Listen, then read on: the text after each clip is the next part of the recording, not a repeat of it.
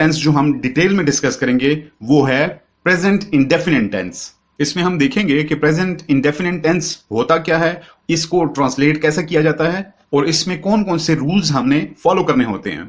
तो अगर आप ये जानना चाहते हैं कि एक सेंटेंस उर्दू में लिखा हुआ है और आपको उसकी पहचान करनी है कि कैसे पता चलेगा कि ये प्रेजेंट इंडेफिनिट टेंस है, क्योंकि नॉर्मली हम लोगों के जो सिलेबस या करिकुलम है उसमें ट्रांसलेशन एक बहुत अहम चीज होती है। तो उर्दू में इसकी निशानियां ये हैं कि सेंटेंस के आखिर में लिखा हुआ नजर आएगा ता है, ती है, ते हैं या ता हूं। जिस तरह हम ये कह सकते हैं कि मैं खाना खाता हूं, मैं स्कूल जाता हूं, बच्चे क्रिकेट खेलते हैं या हम गाड़ी चलाते हैं।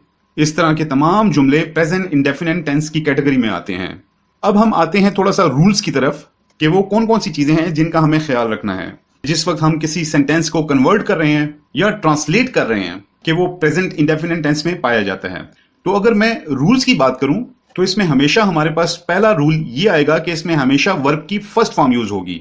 द नेक्स्ट रूल इज कि अगर हम इसके हेल्पिंग वर्ब्स की बात करें वो है डू एंड डज।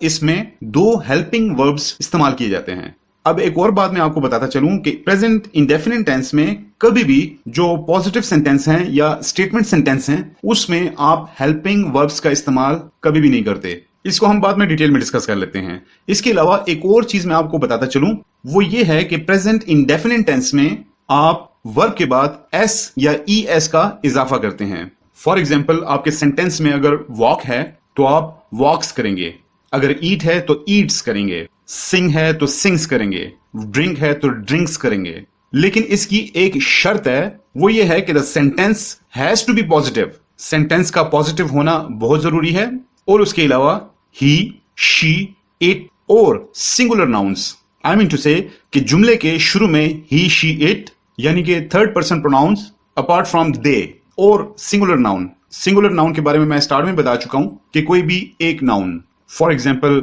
अफान या कोई भी नाम हो सकता है किसी भी इंडिविजुअल का। इसी तरह बुक है, ट्री है, कार है, कोई भी चीज, ये सारे कहलाए जाते हैं सिंगुलर नाउन। जुमले के शुरू में कोई भी प्रोनाउन या कोई भी सिंगुलर नाउन है तो आपने वर्ब के बाद एस या ई एस लगा देना है, यानी वॉक है तो वॉक्स हो जाएगा, ईट है तो ईट्स हो जाएगा। लेकिन अगर जुमले के शुरू में आई, वी, यू, दे या प्लूरल नाउन मीन्स एक से ज्यादा नाम आते हैं तो आप वर्ब के बाद एस या ई एस नहीं लगाते। फॉर एग्जाम्पल अगर मैं एक जुमला कहता हूं वो पानी पीता है, अब देखें इस जुमले में ता है आता है, ता है की वजह